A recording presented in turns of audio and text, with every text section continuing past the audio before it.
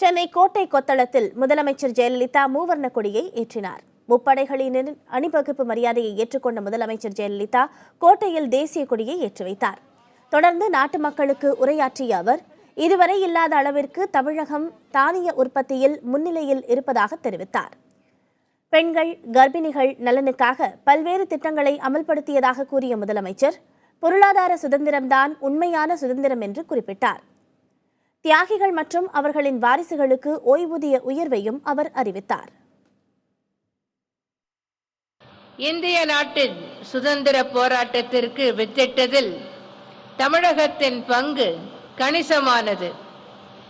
சுதந்திரம் அடைவதற்கு கிட்டத்தட்ட 35 ஆண்டுகளுக்கு முன்பு தமிழ்நாட்டில் உள்ள செங்கோட்டையில் கொடிமரத்திற்கு கீழே பாரத மாதாவின் படத்தை வைத்து கொடிமரத்தின் மேல் பாரத மாதாவின் கொடியை ஏற்றி வைத்ததோடு, நமது செங்கோட்டையில் பறக்கும் பாரத மாதாவின் கொடியானது சீக்கிரத்திலேயே பாரத தேசமெங்கும் வெற்றி கொடியாக பறக்க வேண்டும் என்று வீர முழக்கமிட்டவர் தீர்க்கதரிசி வீரர் வாஞ்சிநாதன்.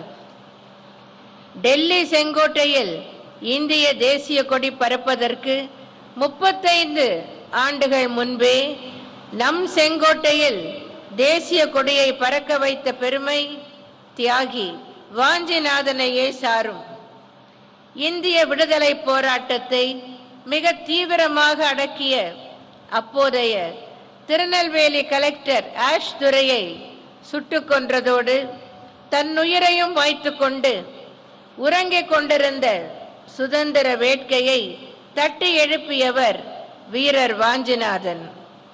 தமிழ்நாட்டில் சுதந்திர தீயை மக்கள் மத்தியில் வளர்த்தவர்கள் என்று எடுத்துக்கொண்டால் வீரபாண்டிய கட்டபொம்மன், வ.உ. சிதம்பரம் பிள்ளை, சுப்பிரமணிய பாரதி, சுப்பிரமணிய சிவா, முத்துராமலிங்க தேவர், திருப்பூர் குமரன், தீரன் சின்னமலை, மாவீரன் அழகுமுத்துக்கோன், பூலித்தேவர், தியாகி விஸ்வநாத தாஸ், மருது சகோதரர்கள், தீரர் சத்தியமூர்த்தி, மார்ஷல் நேசமணி, வேலு நாச்சியார், அவரது படை தளபதி குயிலி, தில்லையாடி வள்ளியம்மை, கண்ணியத்திற்குரிய காயிதே மில்லத் என சொல்லிக்கொண்டே போகலாம்.